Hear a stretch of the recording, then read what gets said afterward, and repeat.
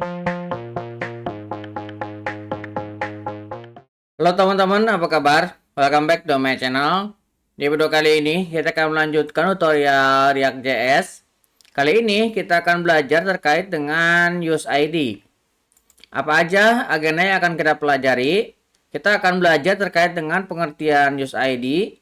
Kemudian kita juga akan belajar terkait dengan perintah dasar use ID dan cara menggunakan use ID. Teman-teman bisa menggunakan rujukan resmi dari React.js. Teman-teman kunjungi react.dev, nanti pilih hook, kemudian use ID. Di sini jelaskan pengertiannya, use ID itu apa, kemudian perintah dasarnya itu apa, dan contoh penggunaannya juga ada di sini. Nah, kita akan coba pelajari bersama. Pengertian. Use ID adalah React hook untuk menghasilkan ID unik yang dapat diteruskan ke atribut aksesibilitas.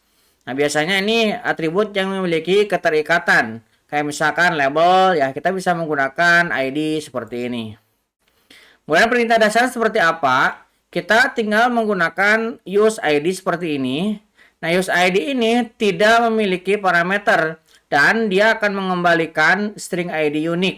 Contoh penggunaannya, kita definisikan import dulu use ID dari React. Kemudian use ID ini kita bisa simpan dalam sebuah variabel. Di sini saya buat sebuah konstanta, misalkan password. Nah, password ini dihasilkan dari use ID. Selanjutnya, variabel ini kita bisa gunakan pada komponen yang kita inginkan. Untuk lebih jelasnya, kita akan coba buat contohnya. Sekarang silakan teman-teman buka lagi terminalnya. Kita akan membuat React project-nya. Pastikan teman-teman sudah menginstal Node.js. Saya menggunakan Node.js versi 20.14 dan saya juga menggunakan Yarn untuk create-nya. Yarn yang saya gunakan versi 1.22.19. Oke, kita akan create project-nya. Kita ketikkan Yarn, kemudian create feed. Karena kita akan menggunakan directory yang sama, kita tambahkan dot di bagian akhir. Saya akan enter. Nah, kita akan pilih React. Kemudian kita akan pilih JavaScript. Oke. Kita akan install dependensinya ketika yarn seperti ini. Oke, saya akan duplicate tabnya supaya bisa kita jalankan. Saya jalankan dengan yarn dev. Oke, saya akan tekan Ctrl dan klik. Nah, dia akan terbuka dan jalan seperti ini ya. Oke, saya akan buka use ID-nya ini menggunakan Neovim. Oke, sudah terbuka. Kita akan buka tree strukturnya. Kita akan definisikan dulu konfigurasi projectnya. Saya akan buat file baru. Saya tekan A. Kemudian saya akan beri nama jsconfig.json. Oke. Dalam JSConfig saya akan tambahkan config yang biasa kita gunakan ya. Nah, seperti ini. Oke, kemudian kita akan coba bersih-bersih dulu ya. Kita rapikan. Ini kita akan hapus. Oke. Kemudian kita juga akan hapus juga bagian indeks ini. Kita hapus. Kita save. Di bagian app kita akan ganti dengan hello world aja yang ini ya. Kita hapus, kemudian saya akan buat heading 1 hello world seperti ini. Kemudian ini saya hapus, tidak kita pakai. Ini juga kita hapus, ini kita hapus, ini kita hapus. Kita simpan, kita lihat lagi. Nah, sekarang sudah muncul ya hello world-nya seperti ini. Nah, kita akan coba buat contoh sebuah custom ya, custom komponen.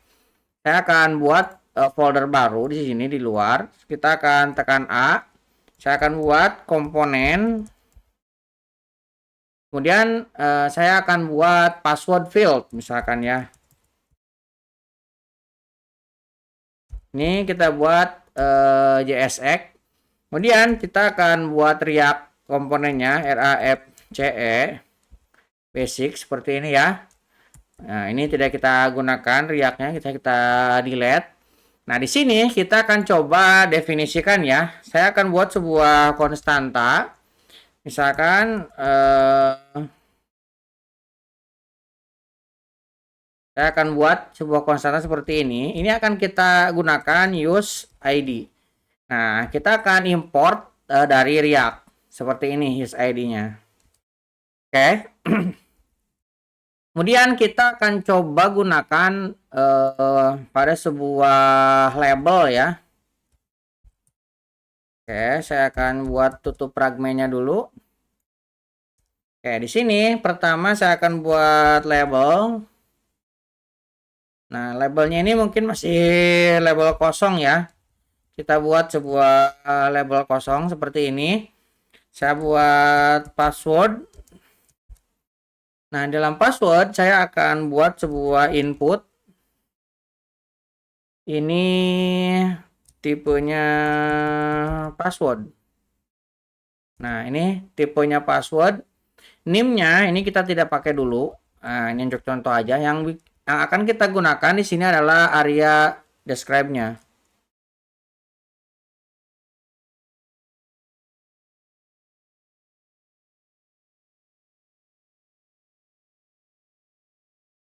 Nah, kita akan gunakan yang ini.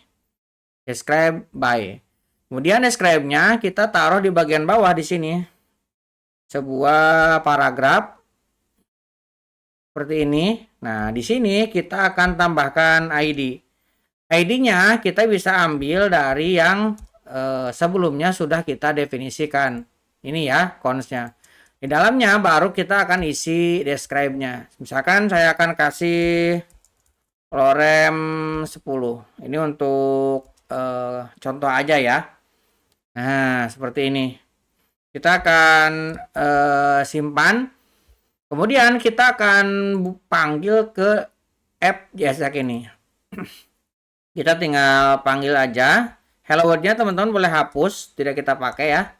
Teman-teman bisa langsung di sini panggil password field. Nah, seperti ini. Oke. Ataupun misalkan teman-teman mau tambahkan keterangan juga boleh ya. Nih, kita kasih tutup. Ini saya mau kasih misalkan sebuah heading 2.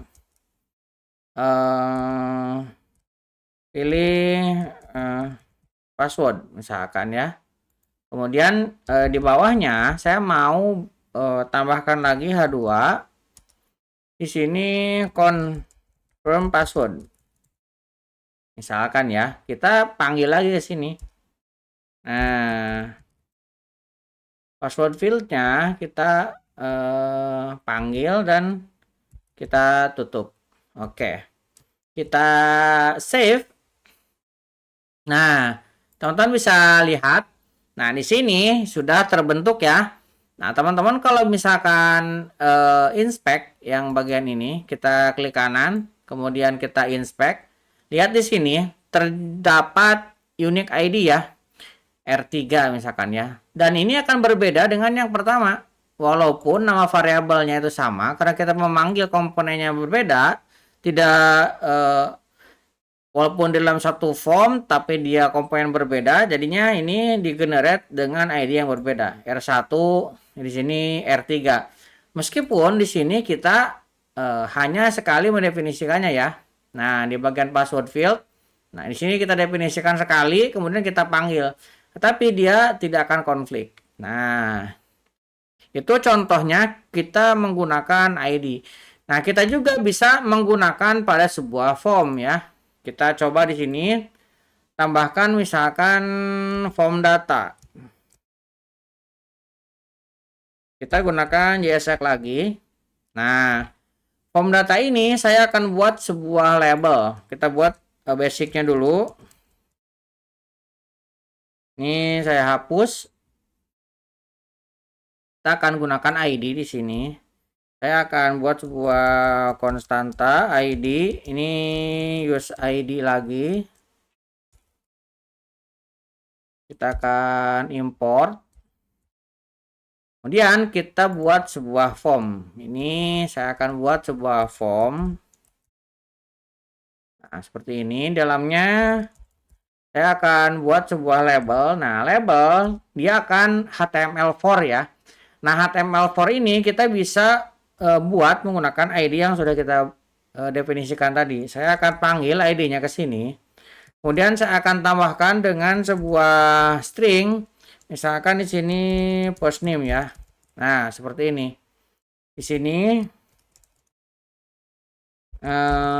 first name misalkan ya. Kemudian kita akan salah ya, ini bukan is ID. Nah, seperti ini. Kemudian di bawahnya kita akan tambahkan sebuah input. Input tipenya teks. Nah, seperti ini.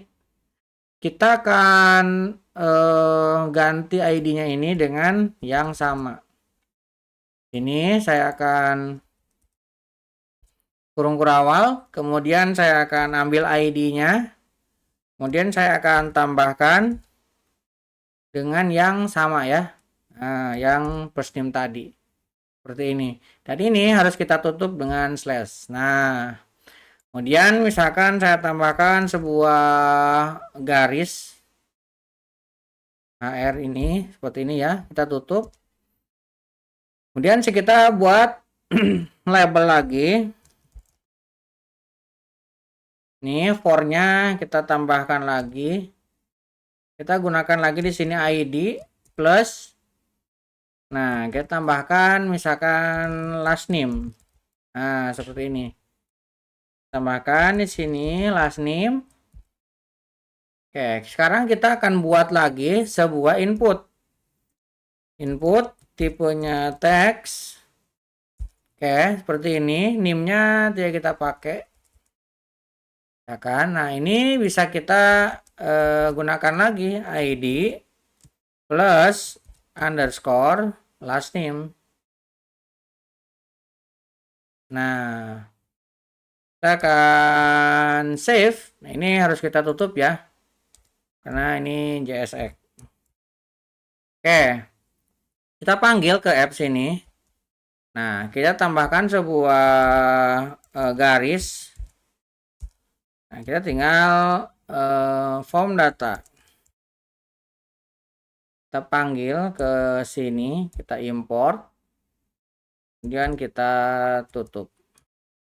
Kita simpan. Nah, sekarang kita bisa lihat. Nah, sini sudah muncul ya. Nih, kita coba inspect yang ini.